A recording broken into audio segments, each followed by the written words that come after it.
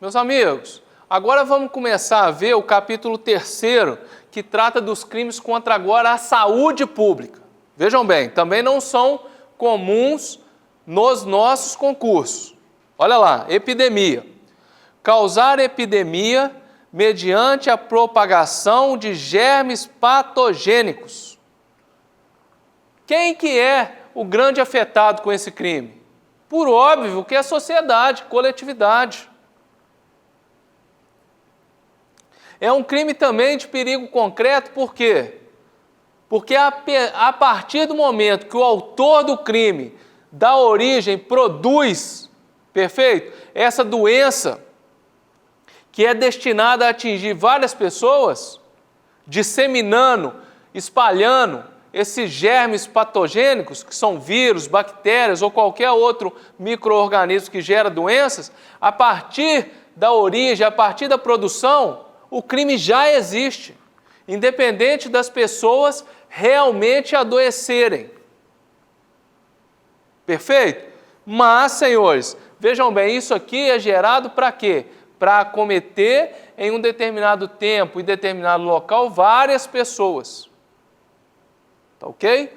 Se do fato resulta a morte, pena aplicada em dobro. No caso de culpa, a pena é de detenção. O que pode acontecer culpa? Pode ser que um técnico de laboratório, por exemplo, ele acaba que naquele manuseio com relação a vírus e bactérias, acaba deixando aquilo ali espalhar porque não tomou cuidado, porque não foi zeloso.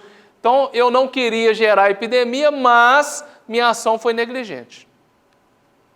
Vamos lá. Omissão de notificação de doença. Vejam bem, deixar o médico de denunciar à autoridade pública doença cuja notificação é compulsória. Primeira coisa, este crime é uma norma penal em branco. Por quê? Porque para este artigo ter aplicação, é necessário que nós saibamos qual a doença que tem notificação compulsória. A letra da lei não me fala qual doença é de notificação compulsória ou não. Para isso eu tenho que recorrer, perfeito, às normas estatais. Ok? Então, vejam bem, quem pode cometer esse crime? Quem pode cometer é o médico, que diante de um cenário onde ele teria que notificar, denunciar aquelas autoridades estatais que são responsáveis pela saúde pública, ele teria que denunciar isso, mas ele se cala. Então é um crime omissivo. Por quê? Porque ele não delata o que ele deveria delatar. Ele não fala sobre o conhecimento que ele teve. Tá ok? Bom, é um dolo de perigo, por quê? Porque ele, lógico que ele deixa aqui dolosamente, não denuncia porque não quis. Foi omisso. Tá ok? Só que aquela omissão pode gerar um dano à sociedade. Então é por isso que se criminaliza a conduta desse médico que assim agiu. Envenenamento de água potável ou de substância alimentícia ou medicinal, 270. Olha só, envenenar água potável de uso comum ou particular, ou substância alimentícia ou medicinal destinada ao consumo. Meus amigos, da mesma forma, aqui nós estamos interferindo na saúde pública, é um crime que atinge a sociedade como inteira, como todo. É um dolo de perigo, por quê? Porque, de repente, o indivíduo foi lá, envenenou, colocou uma substância que vai atingir o meu organismo, mas eu não tomei a água. Então é um dolo de perigo, pode causar dano, não é, perfeito, um crime de dano, é um crime de perigo, tá ok? Bom, ele envenenou algo que é próprio para consumo, que é a água potável, a substância alimentícia, a substância medicinal, tudo isso é próprio para o consumo humano. Quando ele envenena, ele causa, não é, naquela substância, a sua impropriedade para o consumo. Se consumido, vai gerar o dano. Vamos lá. Está sujeito à mesma pena quem entrega a consumo ou tem em depósito para o fim de ser distribuída a água ou substância envenenada. Então, este autor do parágrafo 1º não é aquele que envenenou. Mas ele, sabendo que a substância está envenenada, ele mesmo assim entrega ao consumo de terceiros ou mantém em depósito aquele material envenenado. Se o crime é culposo, vejam bem, se este material destinado ao consumo acabou sendo envenenado porque eu não fui zeloso, deixei misturar na água sem a minha vontade, porque eu fui negligente, determinado material que contaminou a água, que tornou a água envenenada, alterou, destruiu, que pode, com aquele material, alterar ou destruir as funções vitais do organismo, causar intoxicação. Exercício ilegal da medicina, arte dentária ou farmacêutica. Agora eu peço a atenção dos senhores, para a gente verificar algumas situações que vão ter certa repercussão. Vejam bem, exercer ainda que a título gratuito a profissão de médico, dentista ou farmacêutico, sem autorização legal ou excedendo-lhe os limites. Se o crime é praticado com fim de lucro, aplica-se também a multa. Primeira coisa, a Constituição vai lá e garante, as pessoas podem trabalhar. Trabalho é livre, o ofício, profissão é livre, todos podem. Agora, há necessidade, para isso ser lícito, que sejam atendidas as qualificações profissionais que a lei estabelecer. Então, meus amigos, não é porque é livre o trabalho que eu posso exercer qualquer trabalho. Eu tenho que me adequar àquilo que a lei determina. Bom, algumas profissões determinam certas habilitações que outras não exigem. Quando eu falo exercer a profissão, quer dizer que o autor deste crime exerce com habitualidade. O que é isso? O comportamento é contínuo, é regular. Ele não exerce a profissão de médico um dia. Ele exerce a profissão de médico durante certo período, regularmente, habitualmente. Vejam bem, configura o delito não apenas o exercício das profissões sem autorização legal. Então, não é só aquele que não é médico, que não é dentista ou que não é farmacêutico, exercendo a profissão. Não é só isso. O crime também pode se configurar quando ele exerce excedendo os limites. Então, o que acontece? Pode ser que ele seja médico, que ele seja dentista ou que ele seja farmacêutico, mas ele excede os limites da profissão. Vamos colocar assim, o médico manipulando remédio, não pode, isso é função do farmacêutico. Então ele está extrapolando. O farmacêutico pode receitar remédio? Não pode. Então ele está extrapolando, excedendo os limites legais. O dentista pode curar um câncer bucal? Não pode. Aí ele excede os limites legais. Das duas formas, cai no 282. Perfeito? Quero fazer algumas ressalvas ainda. Na Lei de Contravenções Penais, tem um artigo 47 que também prevê, exercício legal de profissão ou atividade. Só que este artigo, senhores, ele se diferencia desse nosso artigo 282, por quê? Porque quando eu falo no 282, eu estou tutelando a saúde pública. O legislador está protegendo a saúde pública.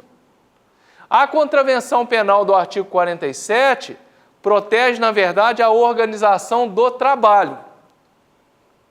Uma regra mais geral. Perfeito? Outra coisa, o 282, ele é uma matéria especializada. Por quê? Porque ele fala do crime do exercício ilegal de 3 profissões: medicina, dentista e o farmacêutico. No 47, perfeito? Ele fala de forma genérica de qualquer profissão, sem preencher as condições legais. Tá ok? Vejam bem, outra coisa que é importante que conheçamos, porque existe uma polêmica nesse sentido, é a questão daquele que a gente chama, daquele que a gente nomeia como prático.